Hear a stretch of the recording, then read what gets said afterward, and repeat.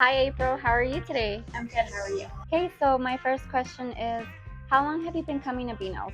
I would say probably a couple of years now. For about a year. Probably 3 to 4 years, maybe. How did you like your service that you got done today with Noi? It was excellent as usual. Noi always does a good job. Oh, they're awesome. I mean, every time I come in, they're awesome. So if you were to tell someone about Beano's, what would you let them know about us? And just that it's always worth the money. You come in, you get right in, and get what you ask for, and it's just always a good experience. They've got an awesome staff.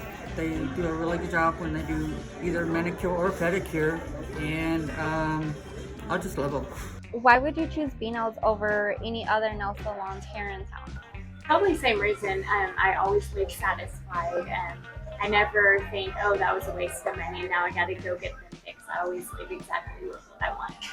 They seem to do a better job.